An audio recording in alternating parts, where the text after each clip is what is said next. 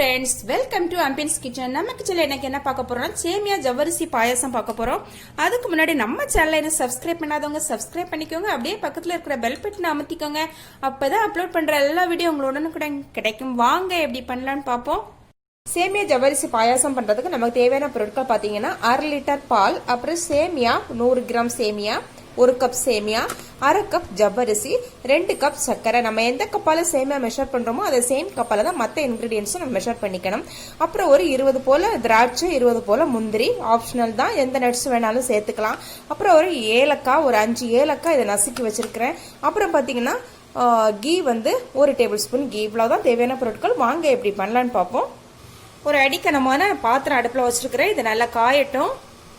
பாத்திரம் நல்லா காஞ்சிடுச்சு. இதுல 1 டீஸ்பூன் கீ விட்டுக்கலாம். கீ நல்லா உருகிடுச்சு. நம்ம இப்ப 1 கப் சேமியாவை போட்டு வறுத்து எடுத்துக்கலாம். ஏற்கனவே ரோஸ்டட் சேமியாவா இருந்தாலும் நம்ம கொஞ்சம் நெய்யில ரோஸ்ட் பண்ணும்போது இன்னும் நல்ல மணமா இருக்கும். ஜஸ்ட் 2 நிமிஷம் வதக்குனா போதும்.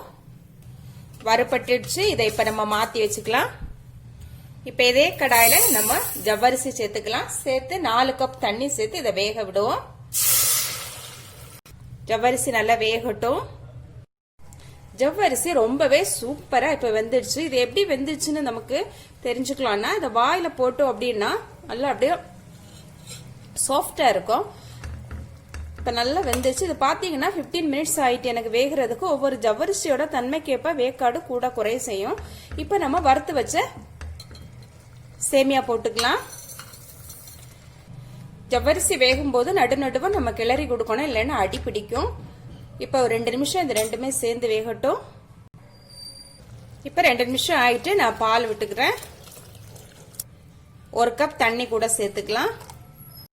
நல்லா கலந்து விட்டு மூடி போட்டு இதை வேக விடுவோம். இப்ப பால் பொங்கி வருது. நம்ம மூடை எடுத்து மாத்தி வச்சுக்கலாம். நடுநடுவே இதை கிளறி கொடுக்கணும். மீடியம் ஃப்ளேம்ல வச்சுக்கலாம். இப்ப சேமியா வெந்துச்சு. சேமியா வந்து சீக்கிரமாவே வெந்துடும். பாத்தீங்கன்னா ஒரு வித்தின் 5 மினிட்ஸ்ல இது வெந்துடுச்சு. எப்படி வெந்துடுச்சுன்னு பார்க்கணும் அப்படின்னா இந்த மாதிரி இதை எடுத்து நம்ம கையில நசுக்கி பார்த்தோம்னா அப்படி நசுங்கும். நசுங்கிச்சுன்னா அது வெந்துச்சுன்னு அர்த்தம். இப்ப நம்ம சுகர் சேர்த்துக்கலாம்.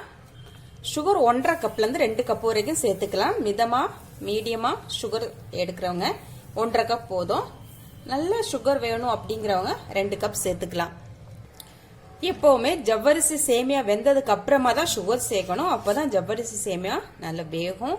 முன்னாடியே நம்ம சுகர் சேர்த்தோம் அப்படின்னா ஜவ்வரிசி சேமியா வேகாது.